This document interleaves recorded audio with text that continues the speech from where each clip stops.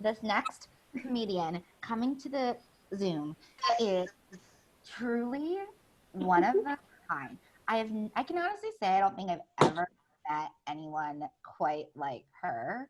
And all of her ideas that she had in class really kept me and the class in stitches because we couldn't quite believe a lot of what she was saying.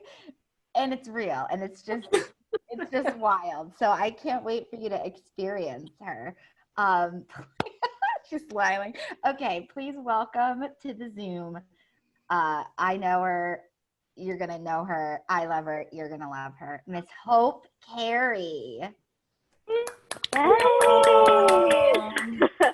I had to get a tooth implant, and the oral surgeon pulled out this like tooth color palette with teeth of all different shades. I mean, I think that's great. Representation is so important. And he held it up to my teeth, and he was like, "Your teeth are a bit yellow.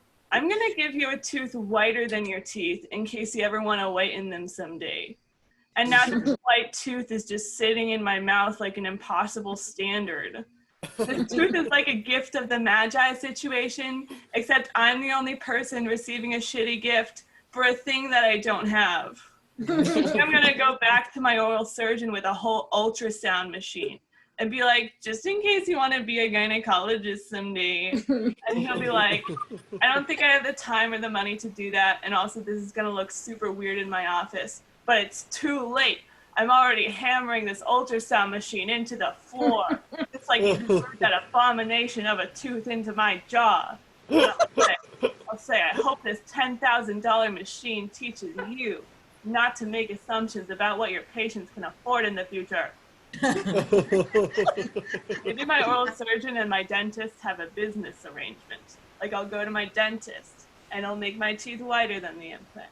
And I'll go back to my oral surgeon and on, like a game of Pong. Except the longer I play, the lower my score gets. My credit. I feel bad for my normal teeth. My yellow teeth had to kill another tooth just to get the privilege of being in my mouth. They spent their whole lives thinking that teeth are mortal beings. Now a tooth god has appeared in their midst. Never need root now. He will never need a cavity filling. He stands among my teeth and proclaims, one day there will be a race of teeth that never suffer and never die. And we will remember this time as the Dark Ages. Boy, if I were my teeth, I would kill myself right now. One day, when my flesh decomposes and I'm just a skeleton, this fake tooth will still be screwed into my skull, like Ozymandias overlooking the ruins of the kingdom. And archaeologists will think, wow, this girl must have had super white teeth. Otherwise, the tooth would look stupid. They'd be wrong. I hate men who are not attractive enough for me to be attracted to, but attractive enough for me to consider being attracted to them if I really have to be. Some people you're attracted to, some people you're not attracted to, and then there are some people you put on a wait list and you're like, okay, if everyone I'm attracted to dies, gets married, or is gay, I will get myself to be interested in you. And you can move up the wait list too. Sometimes boys will do things like take off their glasses, or use the word ostensibly in conversation, or tell me that I'm pretty when I ask them point blank if they think I'm pretty. And I'll be like, wow, someone's getting a spot in top 27 men I would bang if I hated myself.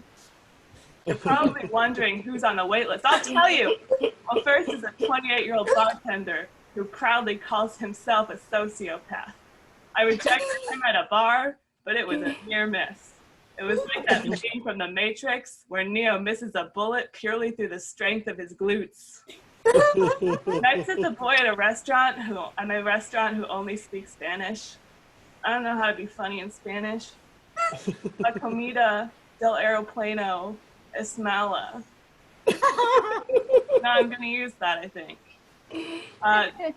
The next is a boy who called me pretty, but in an indirect way. He was like, all the hosts at this restaurant are pretty. It's like 10 girls on his wait list. I'm both offended and aroused. The other 24 are just all the other men who work at my restaurant. I graduated college during a pandemic and I'm desperate. Sometimes they get pissed. Sometimes they get pissed when someone on your wait list starts dating someone, especially when they're hotter than you. And they're like, how dare you? I was in love with you. I was ready to have your children, even if I had to pretend to be a sperm bank over the phone and pretend I'm collecting sperm transfusions on behalf of men who don't have enough sperm, only to use your sperm to inseminate myself. And then they get dumped and they're a 6 again. And it's not just the people who aren't hot enough who get waitlisted. I waitlist anyone who calls themselves a centrist or a moderate, no matter how hot they are. I believe that you have to love yourself before you can love someone else. And moderates are incapable of truly loving anyone. That's it. I've said my piece. Yay!